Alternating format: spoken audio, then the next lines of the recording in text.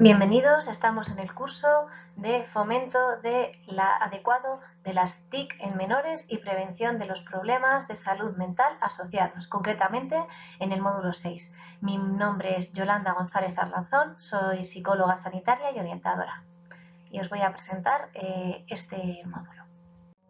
Aquí tenéis el índice en el que vamos a ver la prevención de conductas adictivas en las TIC, factores de riesgo de protección personales, familiares y sociales, la importancia de la mediación parental para hacer prevención y diferentes herramientas de control parental, habilidades socioemocionales que nos ayudarán a gestionar estas dificultades. En esta diapositiva explico un poco lo que son los factores de riesgo y de protección. Los factores de riesgo son todos aquellos factores que aumentan la probabilidad de que un uso problemático de las TIC. Y los factores de protección son todos aquellos factores que disminuyen la probabilidad de tener un problema con las TIC. También os voy a presentar este caso práctico que lo que trata de dar respuesta es a las preguntas del final. ¿Qué factores de riesgo de protección identificáis? ¿Qué recomendaríais a los padres? ¿Qué actividades o programas recomendaríais? ¿Y con qué profesionales podríamos contar para solucionarlo? Lo que viene aquí es un poco toda la parte que se ha dado durante este módulo y que cuando lo leáis podréis responder a ello y ver la utilidad que tiene. Os espero en el foro para poder ir resolviéndolo. Aquí tenéis diferentes factores de riesgo y de protección personales, viendo que la edad es importante, el que no haya un afrontamiento adecuado de las situaciones genera también déficit de control, la facilidad de acceso a las TIC hace que haya mayor riesgo, la parte de rendimiento, baja el rendimiento escolar y aumenta el absentismo, y sobre todo lo que más engancha son los juegos multijugador, que son videojuegos que están jugando en red y que tienen mucho poder adictivo. También la parte de la personalidad, tener baja autoestima, baja imagen corporal, la parte de introversión, timidez, inseguridad y bajas habilidades sociales hace que sea un factor de riesgo. Y también que esta parte de factor de riesgo es una comorbilidad con trastornos mentales asociados. ¿Cuáles serían los factores de protección? Pues una autoestima adecuada, sí que tener habilidades sociales para relacionarse y amigos, habilidades de inteligencia emocional, sobre todo la empatía, y tener la capacidad para solucionar los problemas. En esta diapositiva vemos cuáles son los factores de riesgo de protección familiares. Aquí es muy importante la parte de la estructura familiar. Si hay una estructura y un modelo de uso de las TIC es un factor de protección, y sin embargo si hay una desestructuración, separación o divorcio, sería un factor de riesgo. La parte de relaciones familiares conflictivas afecta.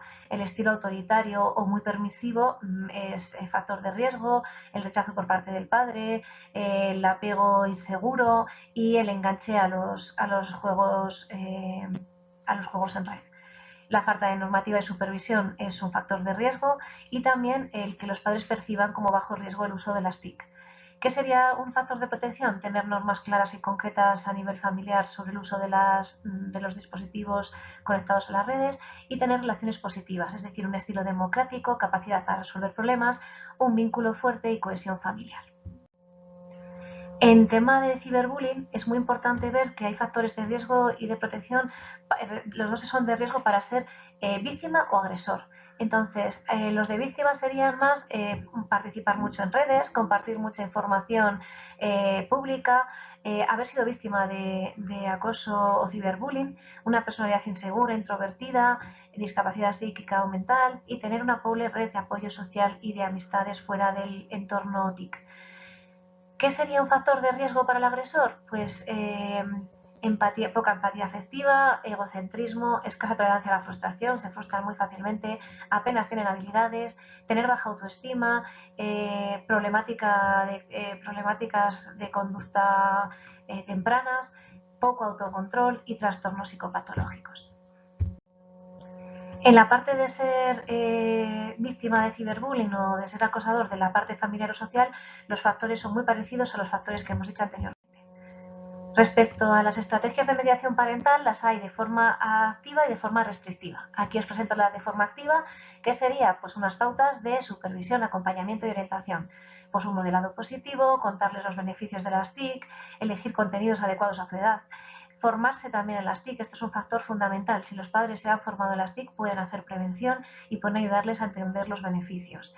un diálogo y una coherencia a la hora de actividades tanto en el entorno TIC como en el entorno real, la vida real. Y ayudarles a pensar críticamente, a hacer autocrítica y a criticar y a no creerse todo. Y facilitar que pidan ayuda y cuando la piden saber dársela o si no buscar ayuda y que confíen en ti para contarte las cosas, tanto si eres familia como si eres profesional. Respecto a las medidas restrictivas, está claro que es poner normas y límites, aunque también se puede llegar a acuerdos, lo cual es bastante importante. En uno de los anexos viene uno de los acuerdos. Conocer y usar herramientas de control parental es muy importante y después os explico algunas de ellas. Preparar el entorno TIC ajustado a la madurez del menor y promover un equilibrio entre la vida en las pantallas y la vida real. Aquí tenéis diferentes herramientas de control parental, Custodio, Security Kids, que explicaré más ampliamente en el módulo. Otro de los ámbitos es las habilidades socioemocionales, que son aquellas habilidades no cognitivas, es decir, no relacionadas con el pensamiento, sino más con el logro de metas, las relaciones saludables y la toma de decisiones. Aquí nos basamos en dos teorías muy importantes, que son las inteligencias múltiples de Gardner y la inteligencia emocional de Goleman, y cada uno de sus factores.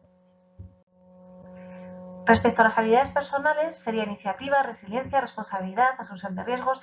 La creatividad es fundamental y está relacionada con la parte de felicidad y también se puede hacer a través de las TIC. Aquí tienes algún ejemplo con diferentes programas que sirven para aumentar la creatividad de los adolescentes y de los jóvenes. Autorregulación, adaptación, gestión del tiempo y como veis en los dispositivos móviles puede haber muchas actividades para gestionar el tiempo. Y autodesarrollo. Habilidades sociales, ¿cuáles son? Trabajo en equipo, trabajo en red, empatía, compasión, habilidades de comunicación, habilidades sociales y de liderazgo. Se proponen algunos juegos de TEA que están preparados para trabajar con adolescentes, tanto en grupo como de modo individual y que permiten que salgan muchas habilidades y se puedan ir entrenando. Respecto a las habilidades de aprendizaje, ¿cuáles serían? Organización, resolución de problemas y pensamiento crítico. Aquí lo ideal sería hacer dinámicas para que puedan entrenar estas habilidades. Respecto a habilidades emocionales y de inteligencia emocional, se plantean una serie de vídeos y películas que se pueden ver con los usuarios o con las familias y que permiten hablar de las emociones, de cómo gestionarlas, de cómo nos sentimos y te dan paso a diferentes conversaciones y entrenar las diferentes habilidades. Muchas gracias y espero que os guste mi módulo.